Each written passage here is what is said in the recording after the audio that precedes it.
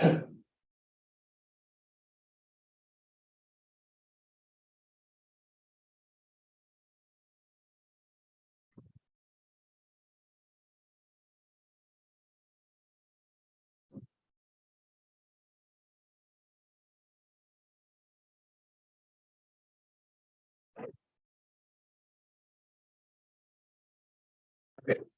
it's 8:30. Let's go and get started. Good morning, everybody. How's everyone doing today? Doing good. It's our last week of class, and so today's actually the last week of our last day of new content. So after today, today is kind of the last day we cover new stuff. So the plan for Thursday is we do like final review. Okay. So like I said last week, normally for the exams, I would film the exam review kind of off lecture.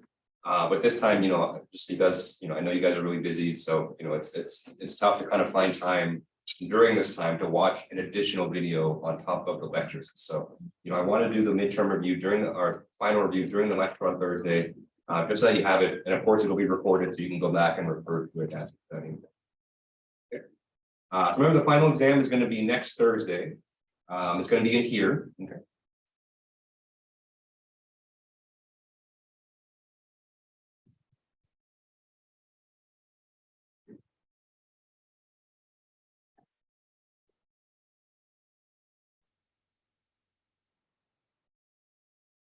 I believe the date for that is going to be March 8 or May 18th. Okay. The time for the exam is 9 a.m. to 11 a.m. Okay. Or it's like 10:50 or something like that, but it's basically a 2-hour exam. Okay. CS 3 or 4. So like I mentioned in the email, what you can bring for the final exam, very similar to the midterm exam. So you can bring writing utensil, calculator, cheat sheets this time.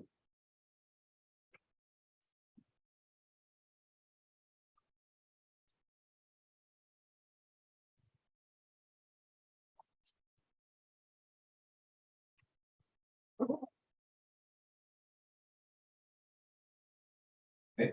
Both of those cheat sheets can be front and back. Okay, so definitely make use of all that space. In terms of the content, remember it's a cumulative exam, and so you're going to see things from all the way up until the first week of lecture, but it's not absolutely everything. Okay, so I cut out maybe about, I want to say like 35–40% of the content in the class, and so for the final exam it'll be around like 60 to 65% of the class based on just everything. Okay. So use the study guide.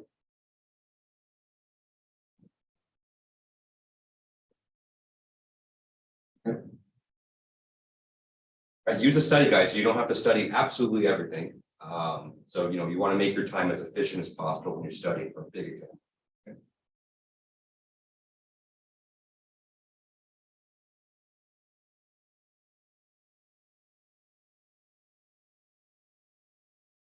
Okay.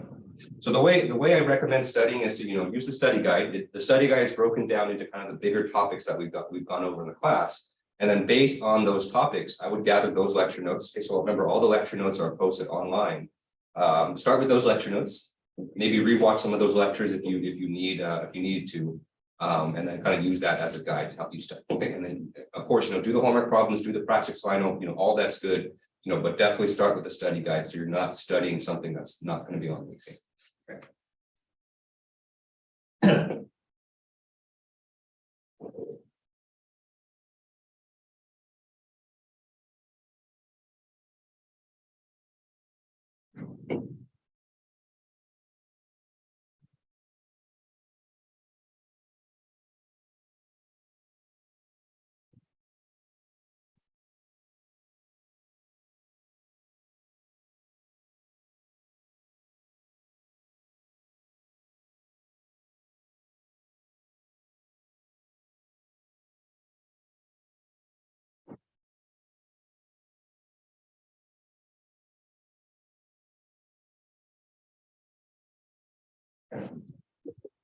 So that's at least the process that I would go through. So first read the study guide, see what content is on there. Start by reviewing that content. Read the lecture notes, go through your own notes about those topics. do the homework problems associated with those topics, do the practice final. Okay, so those are all kind of great ways to get started. And for anything that you kind of, for some of the things we covered was a long time ago, like especially like differential equations. So, anything that you have questions about, don't be afraid to come to me. I do have office hours, not today, but tomorrow and Thursday. And next week I'm gonna have office hours as well. So my usual office hour times on Monday and Wednesday, we're still gonna have. The Thursday one, obviously we can't have just because we'll be in the final during that time. But definitely come to office hours, send me emails, ask questions. I'm going to try to be as available as I can over the next week to help you guys out. Okay.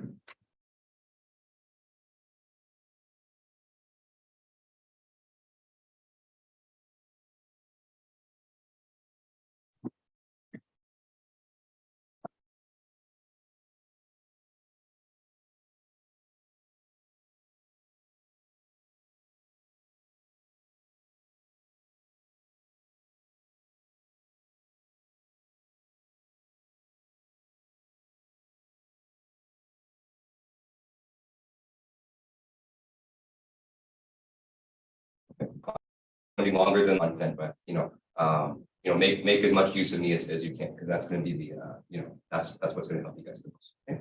All right. Any questions on the final exam?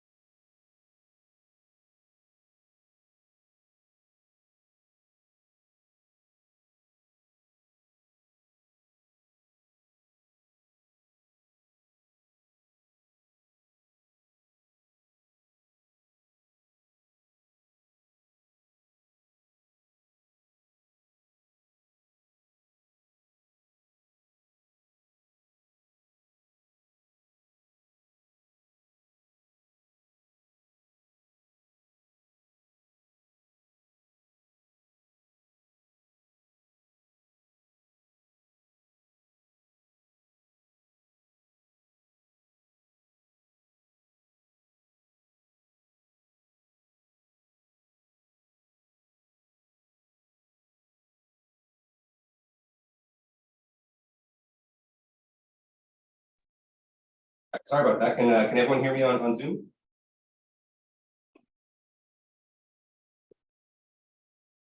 Okay, good. I think the internet kind of pooped out for a second, so.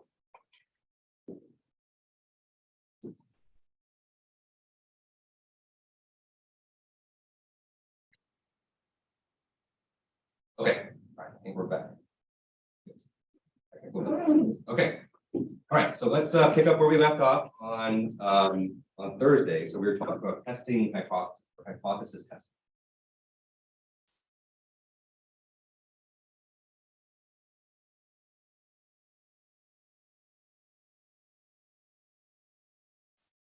Right. So, this is all within this category of probability and statistics, and I'll kind of reiterate this again. The whole theme of this whole unit is the fact that a lot of what we observe in reality has a lot of random variation.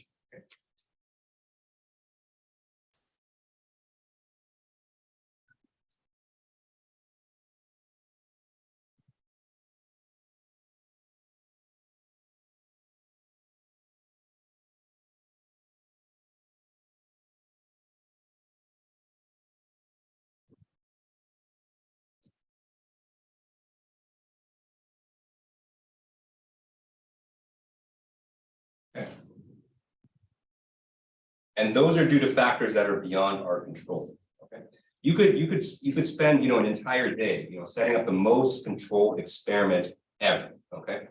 And you're still going to get results that have some variation, right? It doesn't matter if you're doing something just something mundane like measuring the length of a table, right? So you measure the length of a table, if you do it, I guarantee you do it 100 times, you're going to get something slightly different every time, just because there's just random variation in it.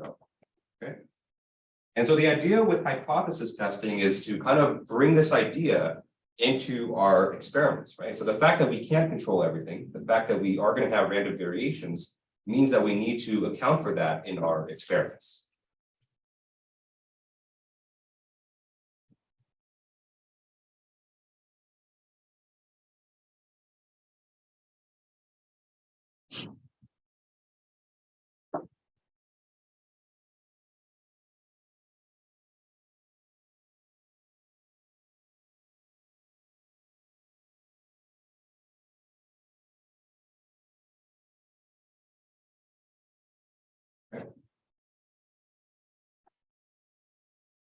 So when we're doing experiments, oftentimes we're testing to make sure, or we're testing to see if a certain quantity has a value, right? So let's take the homework, for instance. So for problem 3 on the homework, I'm having you basically test the value of gravity, right? And so I'm basically saying that, let's perform some experiments to see if the acceleration due to gravity actually is 9.8 meters per second squared, okay? And so you can perform an experiment, but probably what you're going to get is that your value that you compute from the experiment is not going to match what the hypothesized value is, okay? And so the idea with hypothesis testing is, due to this variation, how far away can we be from the hypothesized value and still say that our hypothesis is correct?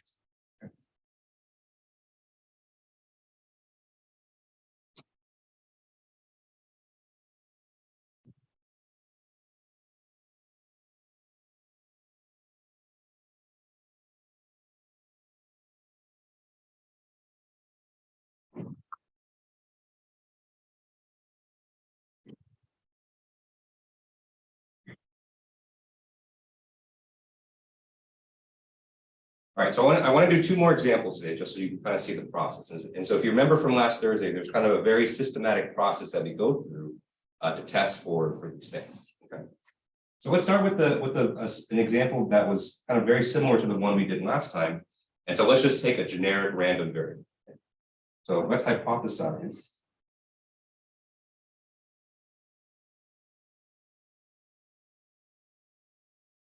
value, or the mean, I should say the mean value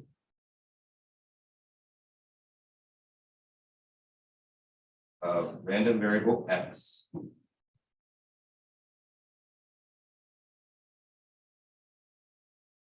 as a value of 24.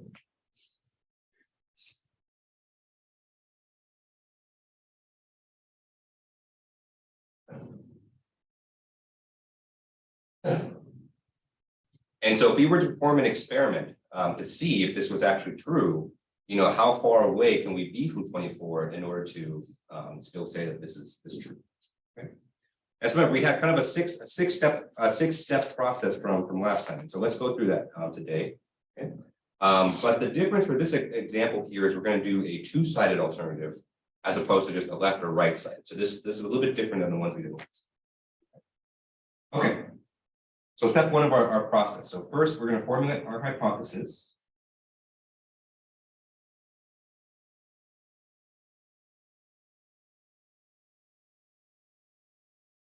Okay. Well, in this case, it's already there in the problem statement. So our hypothesis is that the mean value of x is 24. We can write that in formula form.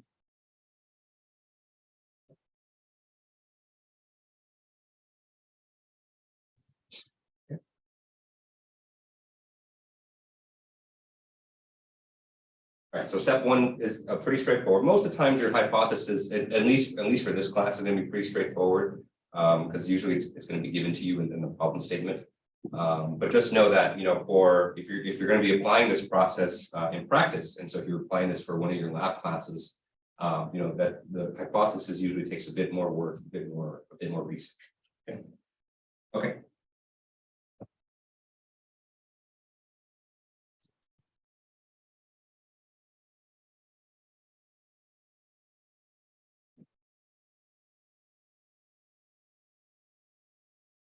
All right, so step 2 is to form our alternative hypothesis. Okay?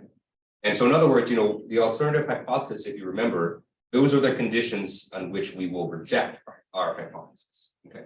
And so if the alternative is true, then we reject our original hypothesis. Okay, and so in this case, we're going to do a 2-sided one. Okay. So up until this point, we've only done 1-sided alternative hypotheses where the alternative is either less than or greater than the hypothesized value. Okay. For a 2-sided alternative, what we're going to say is that the mean value is not equal to 24. So what we measure can't be too high or too low.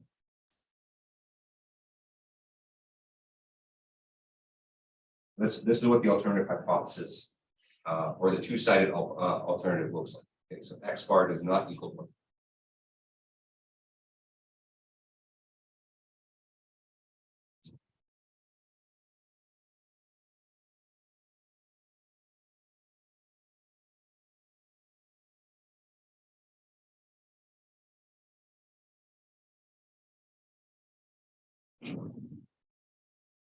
Okay.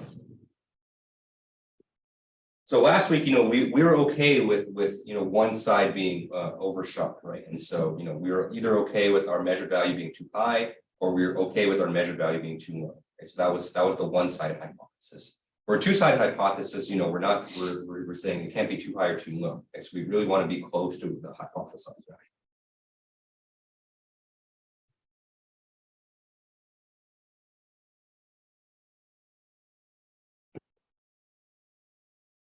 All right, step 3 is the significance level. So remember, significance level, this is the amount of uncertainty or the amount of variance that we're allowing in our results. Okay. In other words, this is the percent probability that our alternative is going to be true. Okay. And so usually for this, we choose something low. And so, let's choose 5%.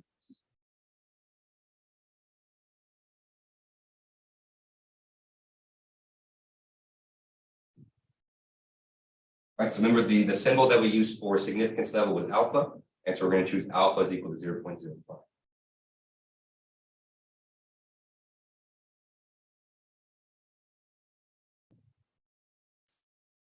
Okay. Step 4.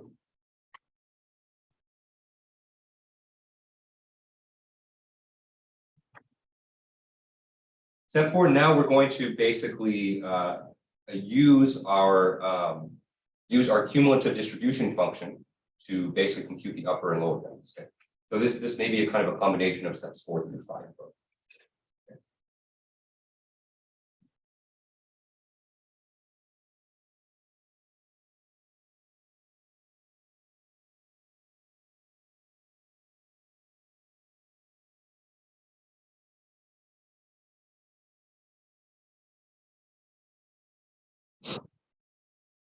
Okay.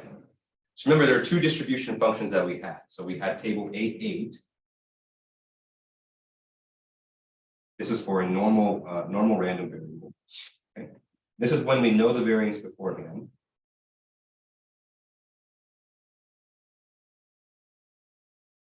We have table 8.9. This is for unknown variance.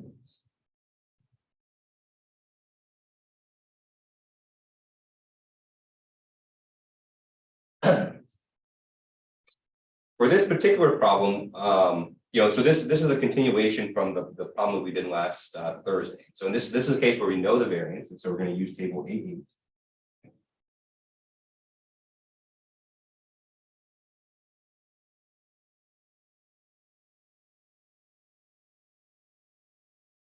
So now let's go about actually doing this, right? So remember, the way that we do this is we compute a z value. Okay, so the z value comes directly from the table, and it's based on our significance and our degrees of freedom. Okay. I think the value or the symbol we used for that last time was t, capital T. Yeah.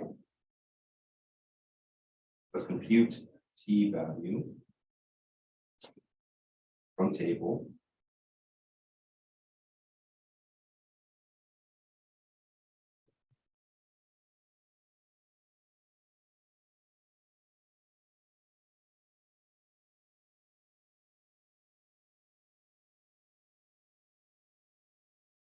Okay.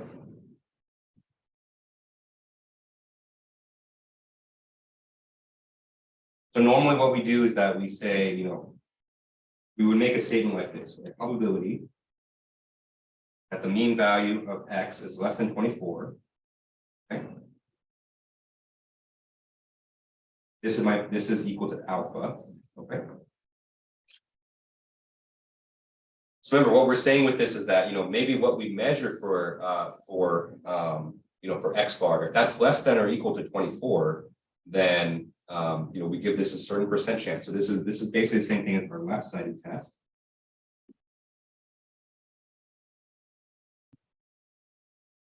Okay. And then our corresponding right-sided test.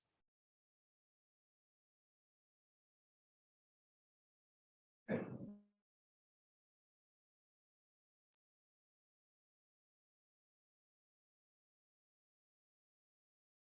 That the probability x bar being greater than or equal to 24, this is there we go. Okay, that's great. Okay, so this is the might be disconnected again. This is basically what we're saying with our significance level, right? So remember, our significance level is the probability that our alternative hypothesis is true. Okay, and so in the case for a two-sided test, we actually need to do both. Okay, so we need to compute both the left-sided and the right-sided test.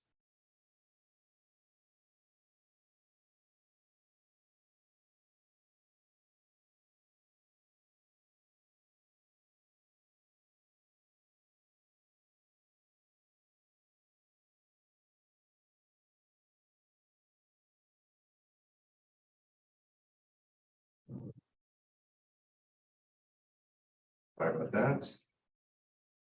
Internet issues.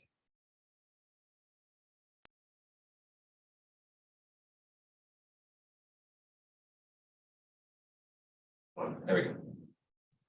Okay, so like I was saying, so normally, if you look back at our past two examples, we computed either the left-sided test or the right-sided test, right? But for a two-sided one, we actually have to compute both. Okay. Okay. But remember, for the right-sided test, we can't have this kind of expression here. Okay. Because of the way distribution functions are, because of the way that they're designed, right? And so you can't have a probability of greater than inside the table. So cannot.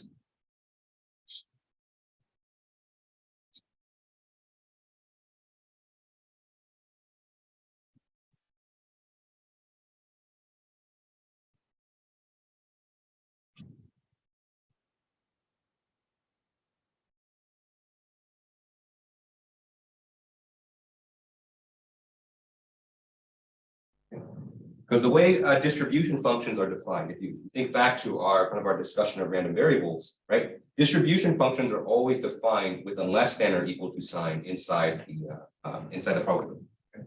And so the issue here is with this greater than sign. And so the way that we're going to fix this is we're going to change that to a less than or equal to sign. And so you can see here that I've changed that to a less than or equal to sign. Okay. But now we have to adjust what's on the right side. Okay? So we kind of almost have to invert the entire expression.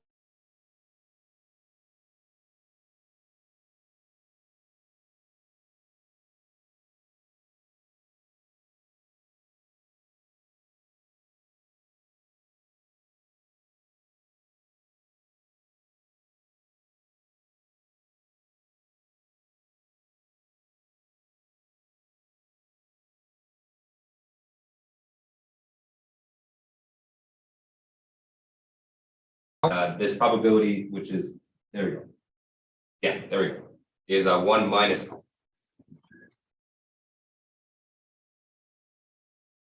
Okay, so if you think back, this is actually what we did for the very first, this is what we did for the very first technique.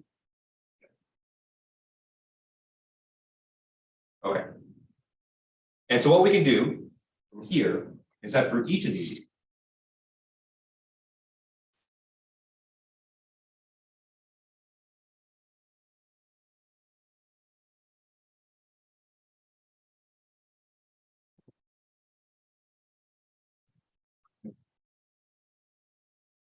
you can compute a value,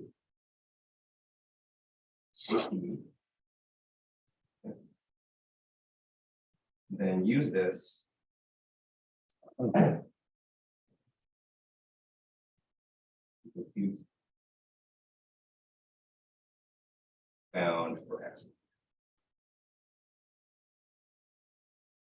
Okay, because you remember the formula we had for t was t is equal to x bar minus x naught divided by square root or sigma divided by 2. Okay.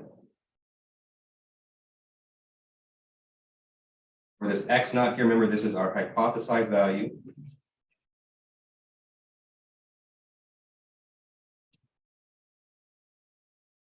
This x bar right here, this is the bound for x bar.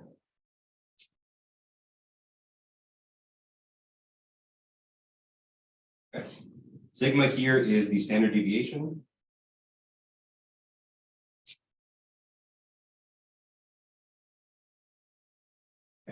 and n here is the number of measurements.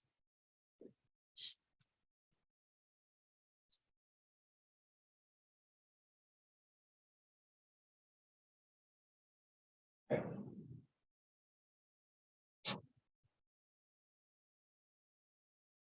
Right, so that's the process that we normally do.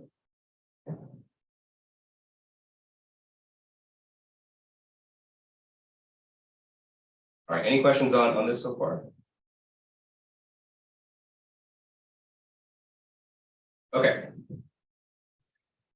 All right, so that's the process that we normally go through. The only thing is for this example here, we're doing a two-sided test. Okay, so we're gonna have to modify this a little bit. So let me come back up here. Let me come back up here to these statements. In fact, when we box them, just to kind of give them emphasis.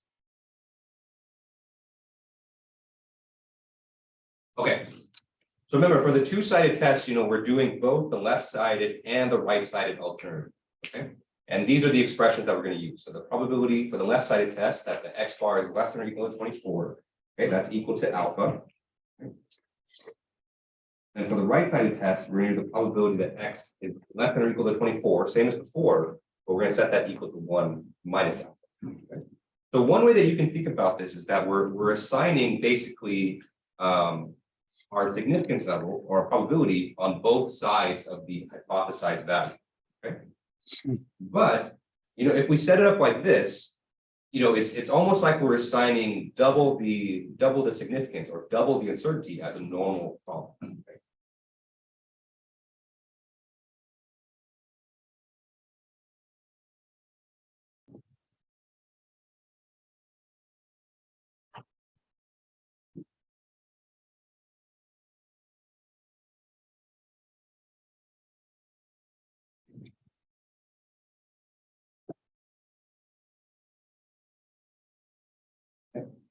Because normally for a one-sided test, we're assigning a significance level of alpha. We're putting all that on one side. Okay. For a two-sided test, we want to make sure that our total amount of uncertainty is the same, but we want to kind of split up that uncertainty on kind of both sides of the hypothesized value. Okay. So we're going to have to modify this a little bit. Okay. And the way we're going to modify it is we're going to have the value of alpha. Okay. So for the left-sided test, instead of doing just alpha, the probability of x bar less than 24 is less than equal to alpha. We're going to set this equal to 1/2 alpha. Okay. And then for the right-sided test, instead of the probability of x bar being less than 24 is equal to 1 minus alpha, we're going to do 1 minus alpha divided by 2. Okay. So since we're doing two tests, we're basically taking our alpha and just dividing by 2 on both sides. Okay. So that on both sides of the hypothesized value, both above 24 and less than 24, we're assigning basically the same amount of uncertainty. Okay. So this is kind of an important step. Okay. So make sure you do this if you have a two-sided test where you assign this alpha kind of on both sides. Okay. Okay. All right, so let's go ahead and compute this. Okay. So that's kind of the process. And so let's go ahead and actually compute it now.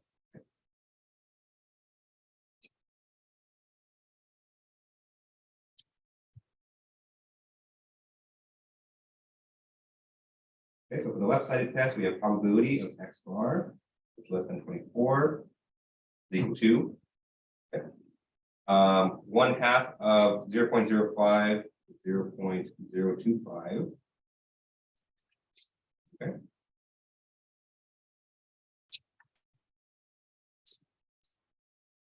Okay. And so if we look this up in the table A8.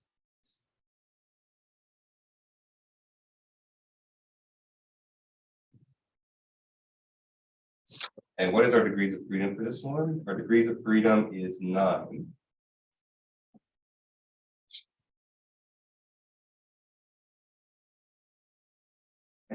That degrees of freedom, I didn't just pull that out of my ass. That was from the examples last week. Okay, this is the same one. Right. So for for a probability of 0.025 and 9 degrees of freedom, what we get is t equal to minus 1.96. Okay. Let's go ahead and plug this in.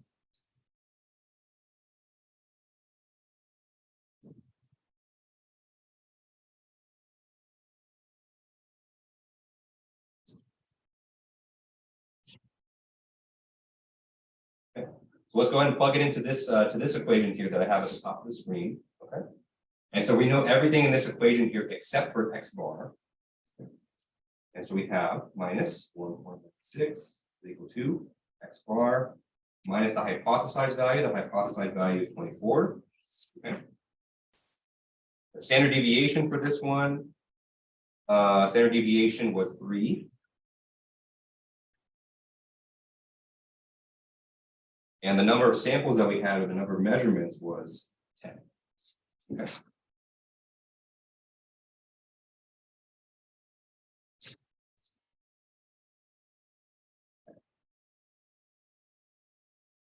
All right, so if we take this and solve for x bar,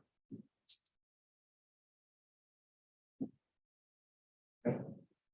And so this is going to give us the lower bound for x bar. So the lower bound for x bar in this case is 22.14.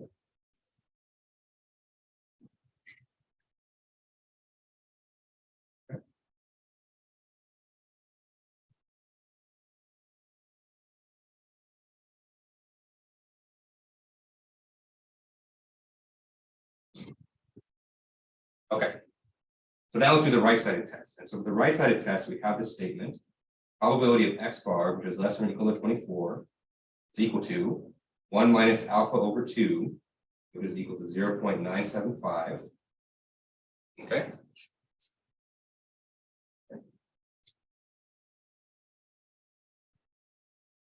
So from table A8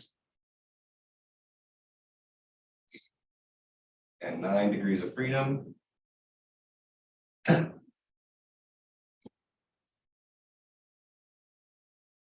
What we get is t is equal to a positive 1.96. Okay. So that makes sense. And so table A8 is for a normal random variable, so it's symmetric on both sides. Okay, so when we do it for alpha, we get a minus sign, and then when we do it for the positive, we get positive 1.96. So same value, just different sign. Okay. All right, so we're going to do the same thing. So we're going to plug into the same formula here. So we have 1.96 is equal to x bar plus 24 divided by 3 divided by square root of 10. Okay.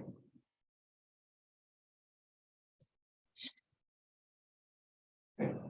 And so we solve for x bar from this expression. What we get is 25.86. Okay.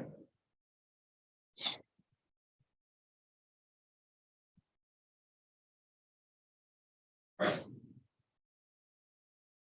And so in conclusion, and so from this example, what this is basically telling us is that when we run our experiments for x, what we measure has to be between 22.14 and 25.86 in order for us to accept our hypothesis.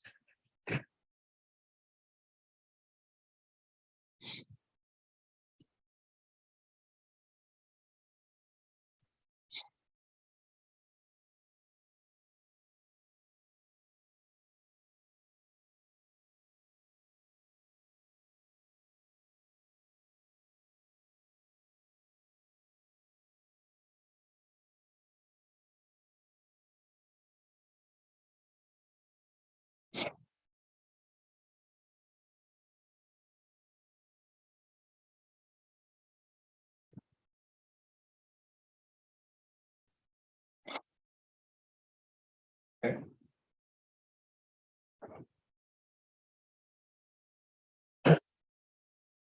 All right, so for the two-sided hypothesis, it's a little bit more work just because you have to do things twice. But kind of the key there is that, remember, to take the significance level and divide it by 2 on both sides. Okay? But otherwise, it's the same process. And just because we're kind of talking through it, we're kind of talking through every step. It kind of makes it seem like these problems are really long, but these problems are actually really short. They actually don't take that much time. So as long as you know how to use the table, As long as you kind of are following the steps, these are kind of one of the shortest ones. Okay. I think the hard part for this, and I think the thing that's probably time consuming for your homework, is actually getting the measurements. And so I think for the homework, I'm having you take an object and drop it and time it. And so that's going to take one. But once you have all those measurements, then actually testing the hypothesis is pretty straightforward. All right, any questions on this example here? Yeah. So for our alternative hypothesis, why do we use the less than or equal to sign? Why not just less than or greater than? Yeah, no, it's a good question. So the reason for the alternative hypothesis we use this less than or equal to sign is because that's how distribution functions are defined. So if you so distribution functions are they're just kind of always defined in that way with the less than or equal to sign.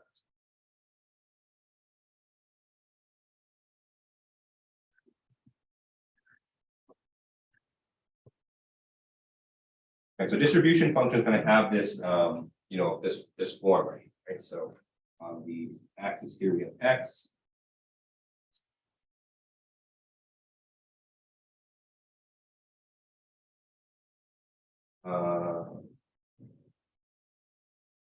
Okay.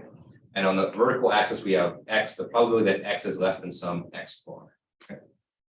Right, and then we have it kind of monotonically increasing like this. And so as you kind of move to the right, that probability is always going to be increasing. So that's just, whoever is the god of statistics, that's just how he chose to define it. And so, we just kind of have to follow that convention.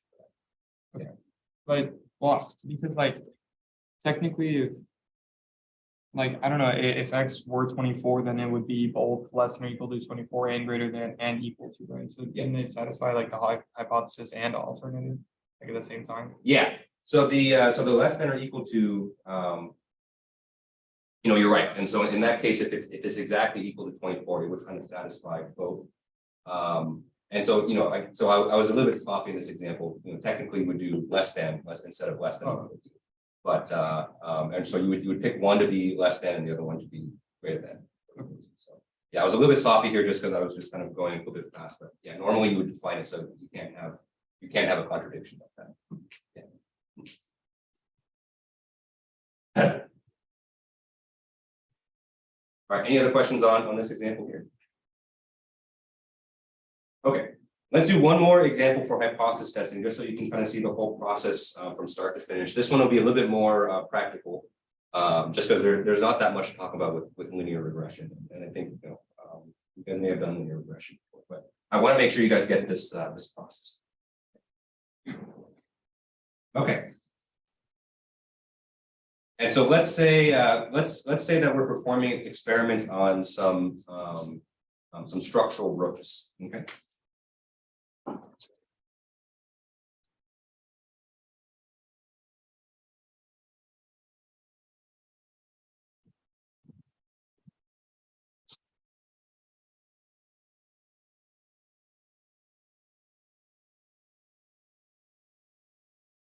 Okay. And in fact, let's say we have 16 of them.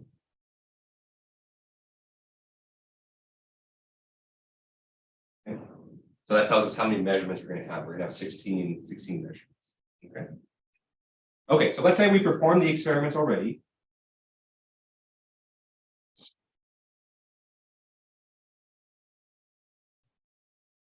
Okay. So let's say that we found its tensile strength, or the amount of weight that it could support.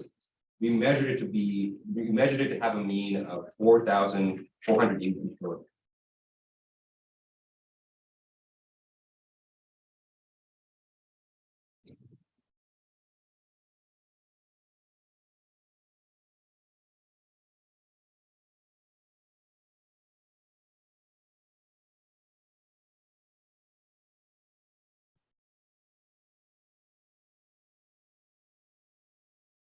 Okay. So that was our measured X bar. Okay.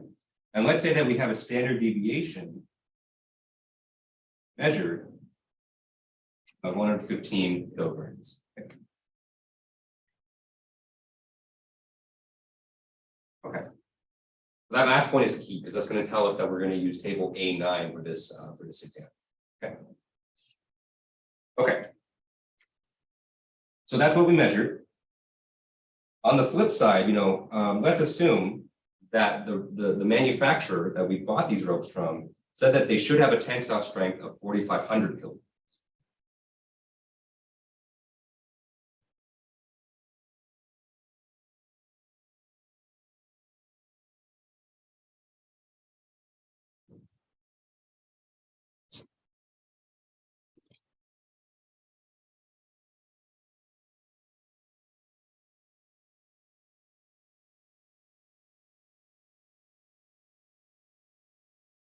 Okay. And so based on our measurements and based on what the manufacturer claims, can we accept the manufacturer's claim? So that's the problem here.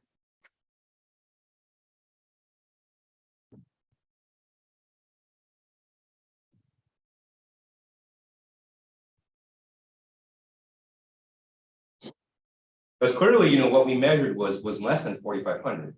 But is it close enough to 4,500? Considering the uncertainty that we had in our experiments. Okay, so that's kind of what we're trying to. Okay. So let's go through this. Let's go through the whole process. Okay. All right. Step one: hypothesis. Okay. So our hypothesized value, x naught, is 4,500 kilograms. Okay. Again, this is pretty straightforward. Just kind of read it off from the problem. Okay.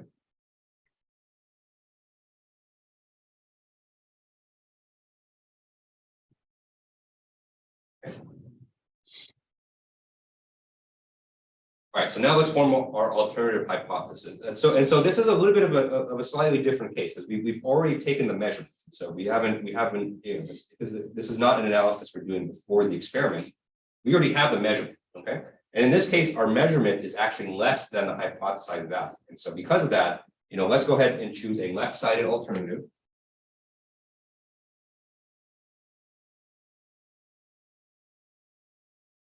And so our left-sided alternative is that x bar is less than 45.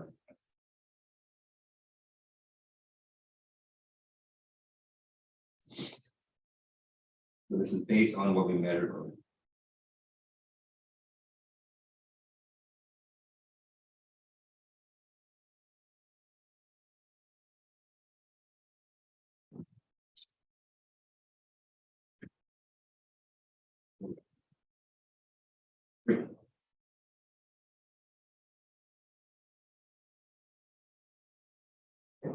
Step 3 is our significance level.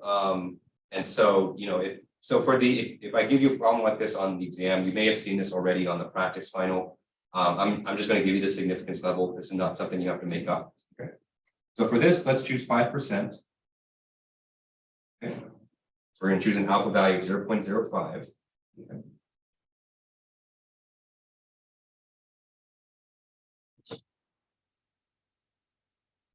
Right. So step 4 is to use our tables and compute T.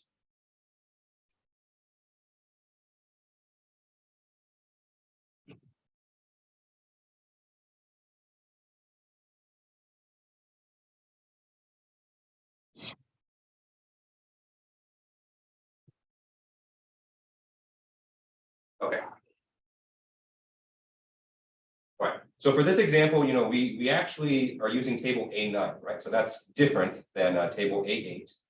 Okay. And so remember, the reason we're using table A9 is that the standard deviation or the variance that we're using is a measured one. Okay? It's not one that we knew before.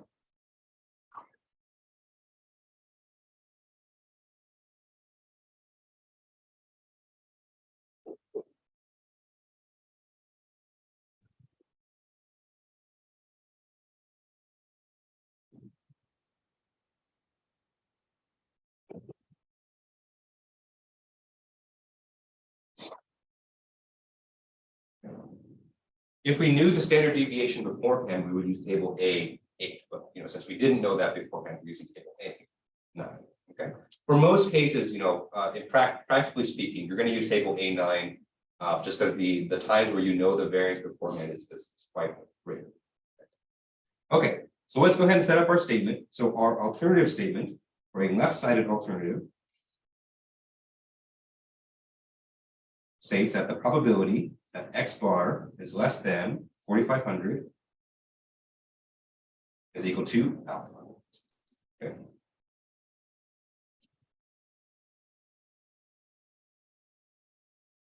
All right, and we only have to do one here because we're only doing a one-sided alternative. Okay. Okay. And so if we look this up in the table, and of course this is equal to 0.05. Okay. We look this up in the table.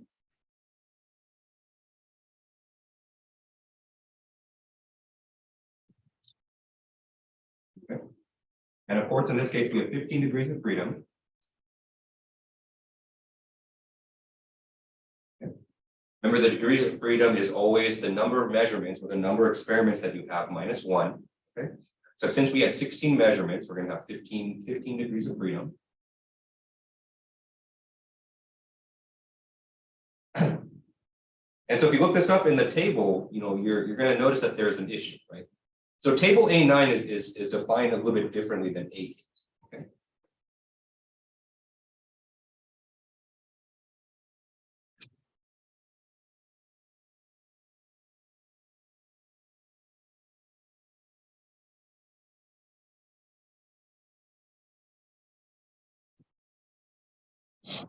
Okay. And so what you'll find out in the table is that there's no entry for 0.05 in table A9 because of how it's defined. Okay. So we're going to do a little bit of a trick. And so what we're going to do instead is we're going to pretend like we're doing a right-sided alternative, and we're just going to multiply the result by minus 1. Okay.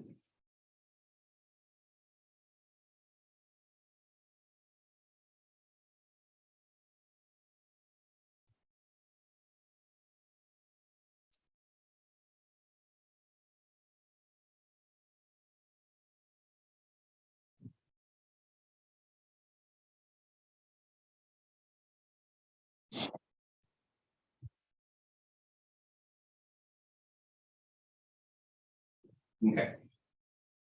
And so the right-sided alternative is probability of X bar, which is less than 4,500, equal to 1 minus alpha.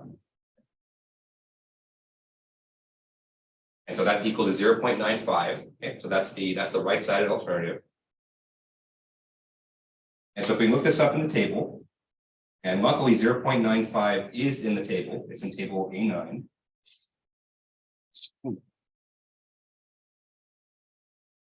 Okay. And so if we look that up in the table, what we get is T is equal to 1.75. Right.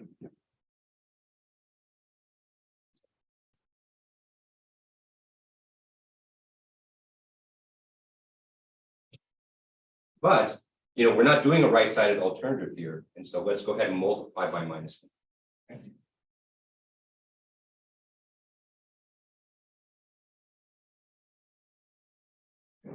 So our true T value is actually minus 1.7. Okay.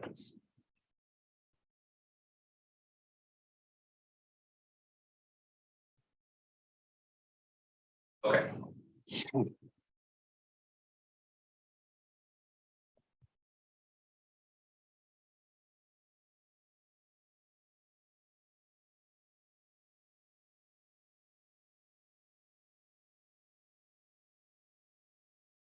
All right. So now we can go ahead and plug this into our T equation and solve for the lower bound. In this case, we're looking for a lower bound for X bar. Okay. So we have T is equal to X bar minus X naught divided by sigma divided by square root of N. Okay. And so if we plug everything in for this, we have minus 1.75 equal to X bar is 4,500 divided by standard deviation in this case was 115, and our number of measurements was 16.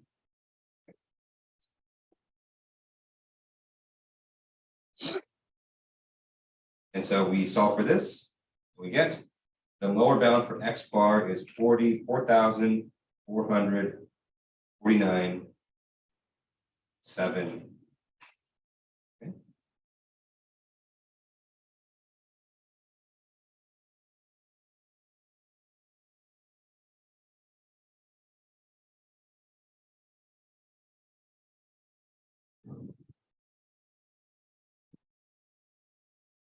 So that's our lower bound for X1.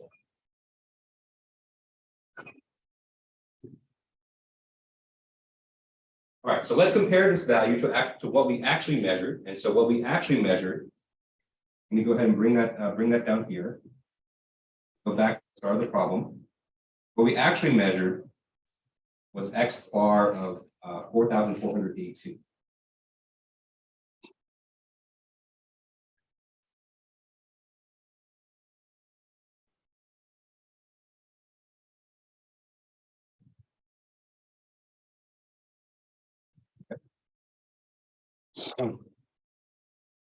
And so what we actually measured is actually higher than the lower bound, right? So 4,482 is greater than 4,449. Okay? And so in this case, we can actually accept our hypothesis because we're above our lower bound.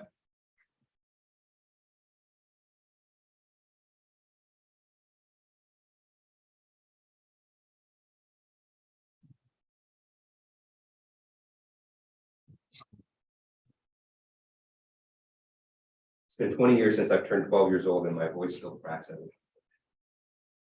My friends used to make fun of me so much for that.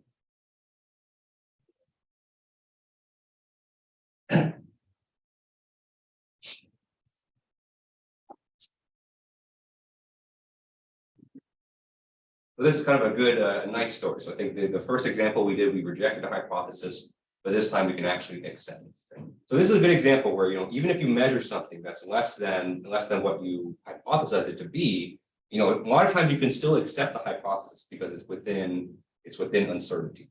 Okay, that's kind of the terminology that we use. It's within uncertainty, or it's within tolerance. Okay. All right. Any questions on this example here? Okay. All right. So for the last, about 20 minutes of class, let's go over very quickly linear regression. Okay. We can't talk about probability statistics without linear regression.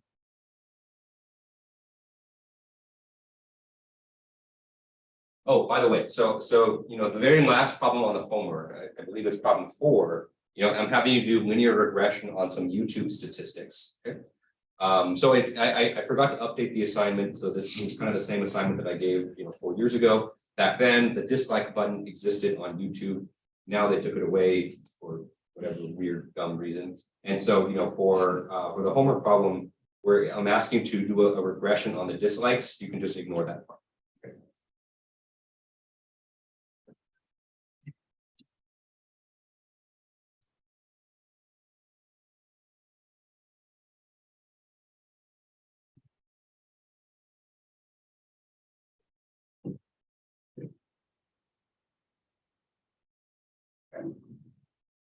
I know you can download an extension to bring it back. I actually do have that extension, so I forgot that it doesn't exist. But you can just ignore it. You don't have to get that extension. Okay. Okay. So what is regression? And so when we talk about linear regression, what we're talking about is we want to find a relationship, or we want to, or I should say, you want to visualize the relationship between two variables in experiment.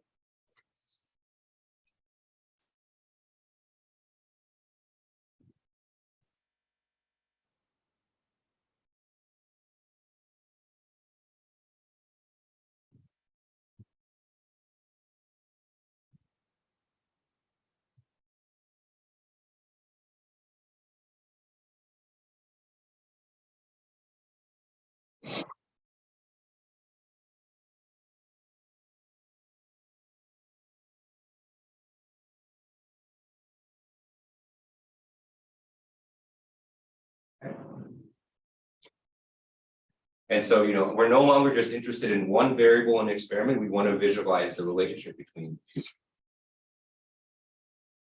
And the way that we do this is we usually use something called a scatter plot.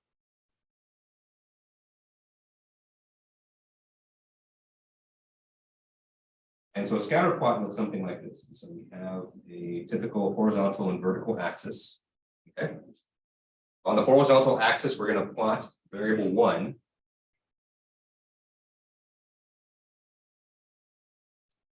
And on the vertical axis, we're going to plot variable 2. Okay. And then depending on, and so when you have a scatter plot, you're going to have data that's in pairs, right? And so you're going to have one, when you run the experiment, you're going to have a certain value for variable one, and that's going to correspond to a value for variable two. Okay?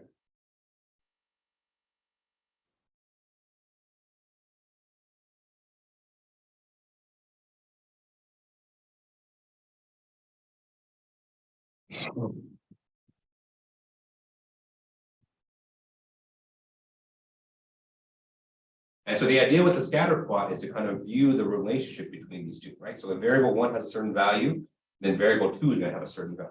Okay? And so it usually looks something like this.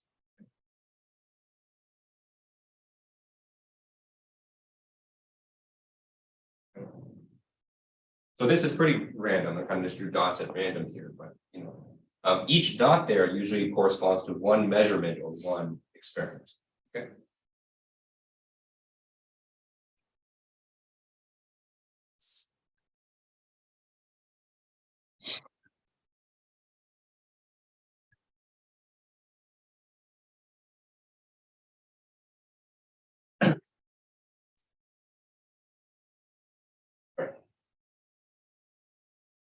So that's one way you can view the relationship, right? And so for every time you measure variable one, then variable two has a certain value, and you can plot those on a scatter plot.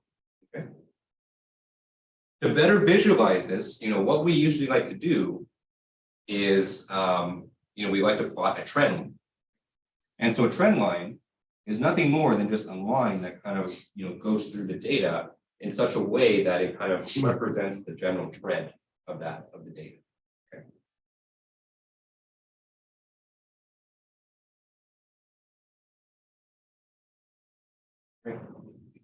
And so today, for the last 15 minutes, we're kind of very, very, very briefly kind of talk about, what a trend line, how a trend line is formed, and how you can use it.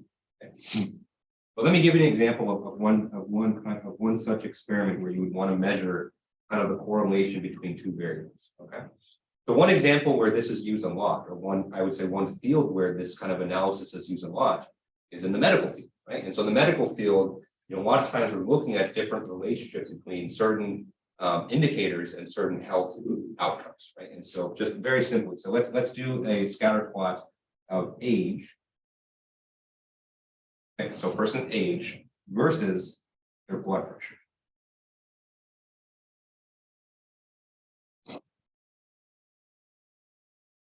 Okay. Right. And so the prevailing kind of medical theory is that as you age, as you get older, your blood pressure tends to go up.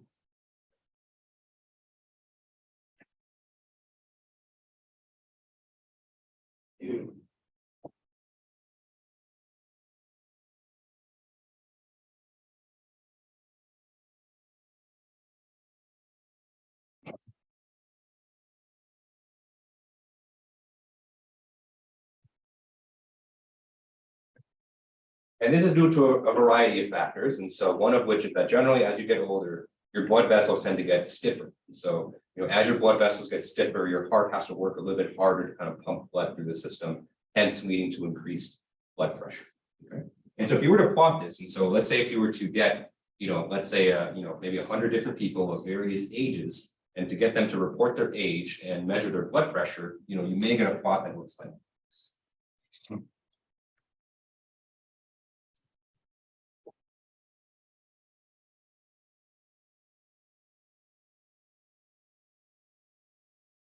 Okay.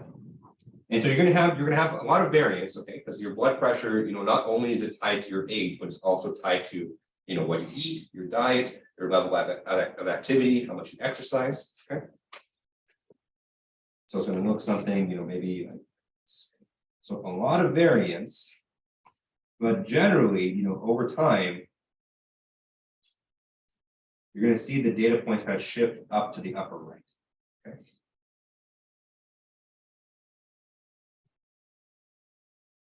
And so if you were to form a trend line, so a line that kind of follows the general trend of the data, you should see it kind of trending upwards. Okay?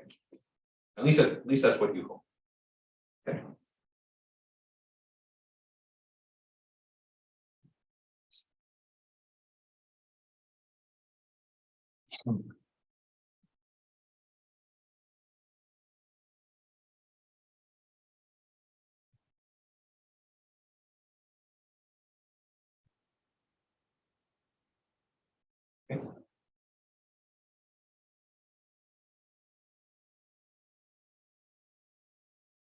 So maybe the trend line, the point of the trend line is not to predict. Sometimes people look at a trend line and they say like, this is how the data is, and we can use this trend line to predict every data point. Okay, so that's not the point of the trend line. And so, generally speaking, people understand that for a trend line, you're going to have data points that are either above or below the trend, right? So that's kind of the natural thing. And so the point of the trend line is to not provide a hard prediction, but to kind of give you just a general idea of how the data is going to be. Okay. So the emphasis here is general trend, not the absolute. Because just like everything we talked about recently, right? So there's a lot of variances, right? There's a lot of certain factors that this trend line is not accounting for. Things like diet, levels of stress, levels of activity, okay? And you can't capture those all with a single trend. So it's useful to know kind of the general trend, but it's not going to give you a hard prediction because these are random variables.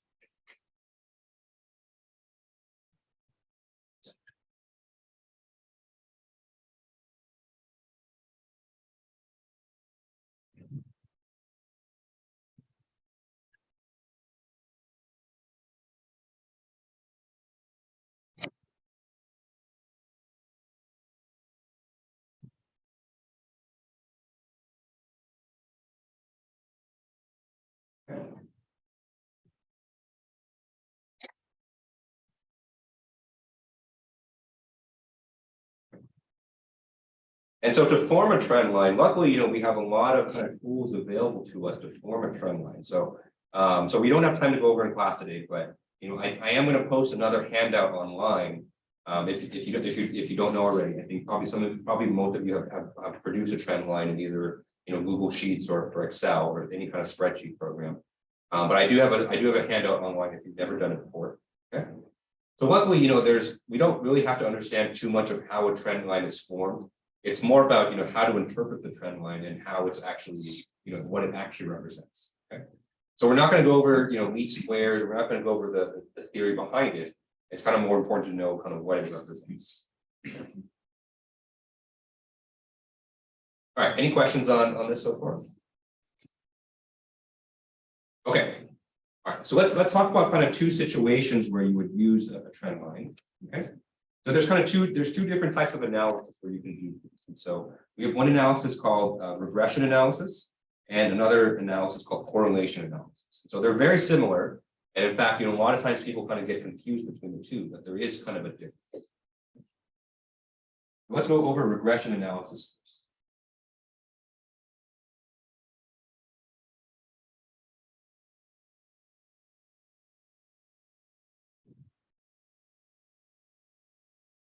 Okay. And so in regression analysis, we're forming a scatter plot, we're forming a trend line, but in particular, we are making the assumption that one variable is a controlled variable, right? So one variable that has very little uncertainty, and the other variable is a random variable. Okay.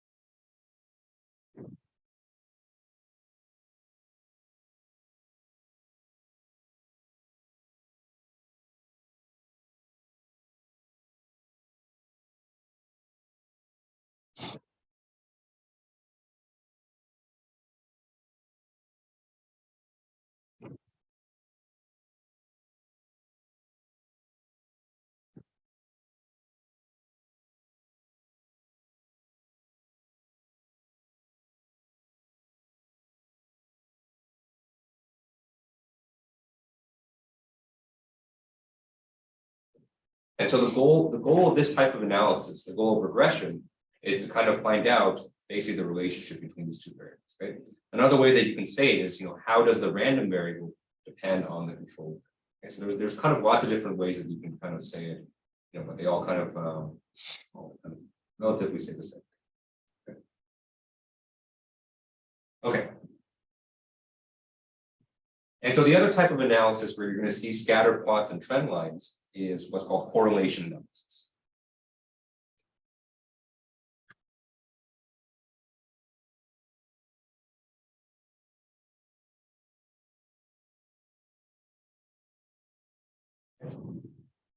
In correlation analysis, what we're looking to find is the relationship between two random variables. So two variables that we don't really have a strong amount of control over.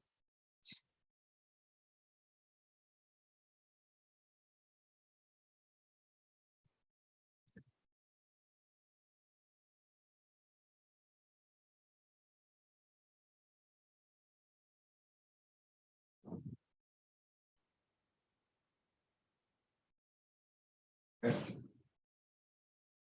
So correlation analysis may be something that you observe in nature.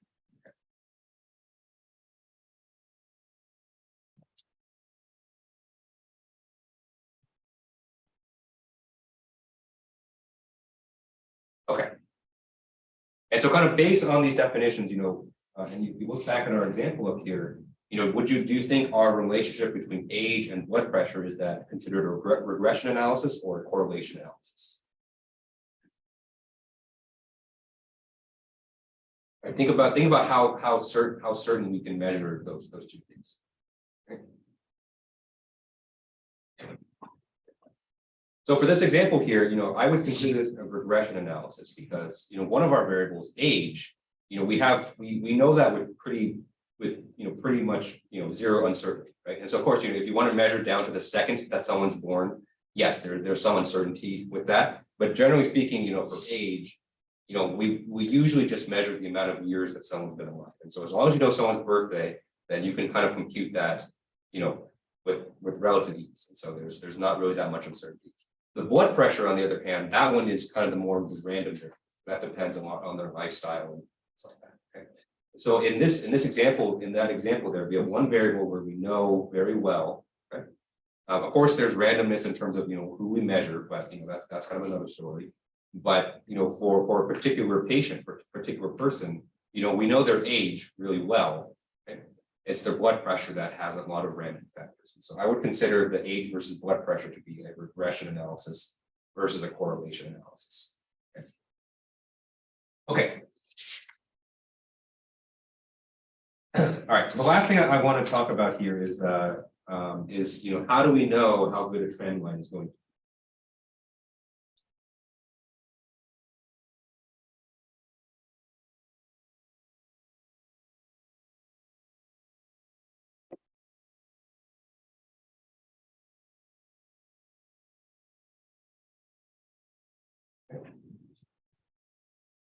Because there are some trend lines that kind of represent your data better than others. Okay.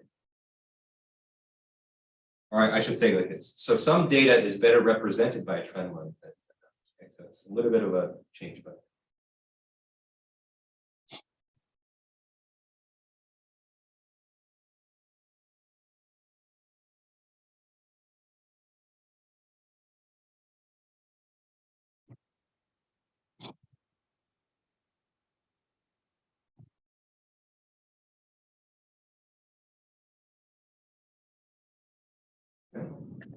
And so, let me draw kind of two examples here to kind of show you kind of what I mean. So let's say that we have two scatter plots. Okay. On the left, I'm going to draw you an example where the data kind of fits the trend line really well. Okay. So let's say that we do an experiment, okay, and collect data. Of course, there's variance in the data, but that variance is very small. Okay.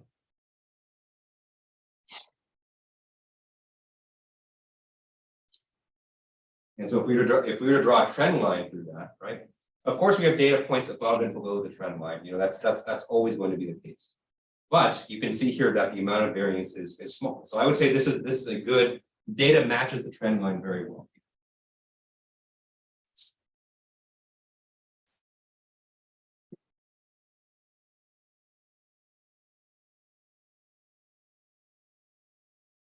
Okay. So, from this trend line, we can say that there's a strong relationship in the data, and that can support, some other things. Okay. Versus, you've probably seen experiments like this. Right?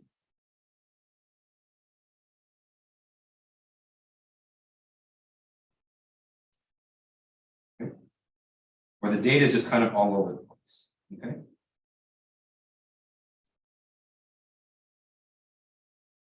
You can try to draw a trend line here, and so you can try to draw one, like that, right?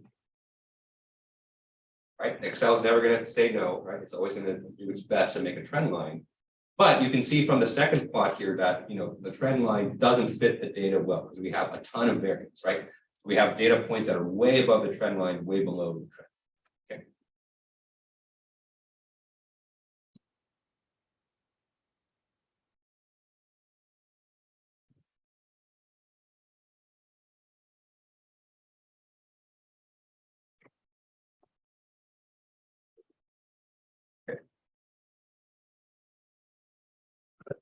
Of course, it is possible, even for a good trend line, to have outliers, right? And so maybe most of your data is clustered around the trend line, but maybe you have a couple of data points, that are kind of way. It's okay to have some outliers, right? So that's kind of inevitable.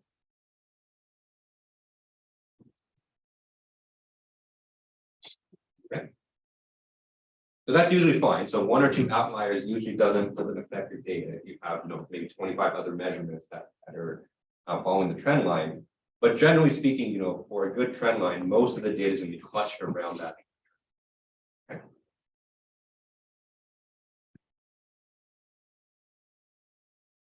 It's always fascinating to me, and maybe this is more a commentary on just how we do research in general in America. But I've gone to a lot of research presentations where they've done experiments, and they're trying to make the argument that what they're measuring has a strong correlation, but their trend line looks like this. Right? And so that's kind of a tough argument to make, that if your data looks like that you have any kind of relationship. Right? And I get it. It's tough. Being a researcher is tough because you're under a lot of pressure to publish and produce results, and sometimes the data just doesn't reflect, right? But it's like, come on, man, like that's not a data correlation. That's just the Chips Ahoy that you drew on with a Sharpie. So you want to be careful with that. So just because someone said that there's a trend, sometimes you really got to look at the data to make sure that that's actually okay. So how can you tell, right? So for these two examples, it's kind of very easy to tell visually, that one data kind of matches the trend line and not. Okay. But can we actually compute this in general? So it is. So you can. So most spreadsheets. Okay. Most spreadsheets will compute a value called R squared that you can use as a metric to tell you, how well your data matches the trend.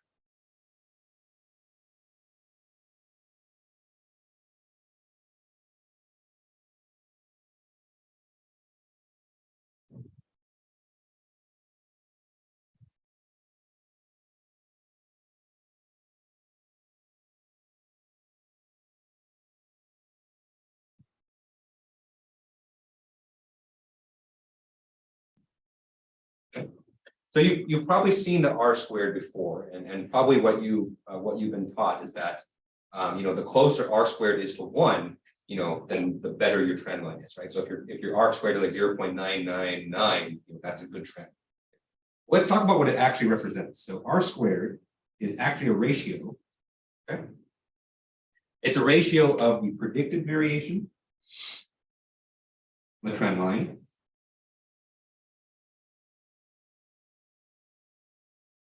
divided by the total variation in the data.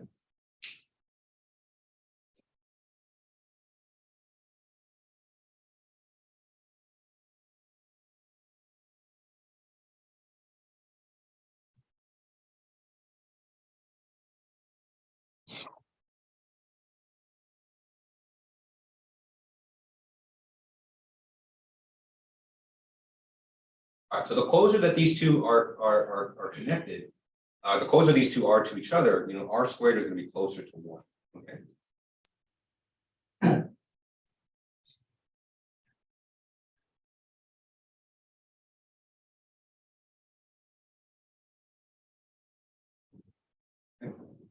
As the closer R squared is to 1, that means that the predicted variation from the trend line is the same as the actual variation in the data.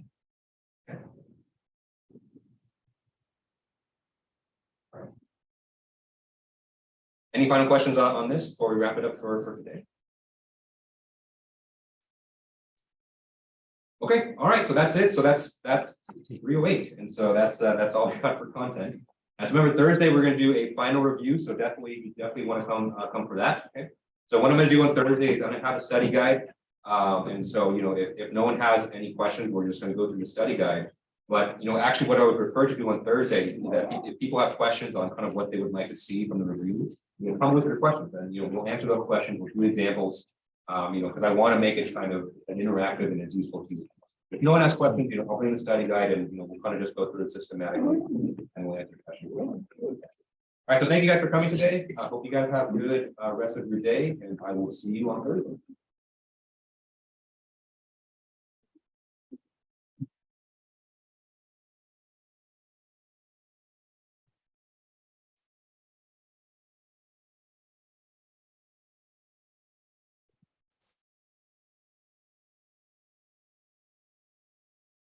No.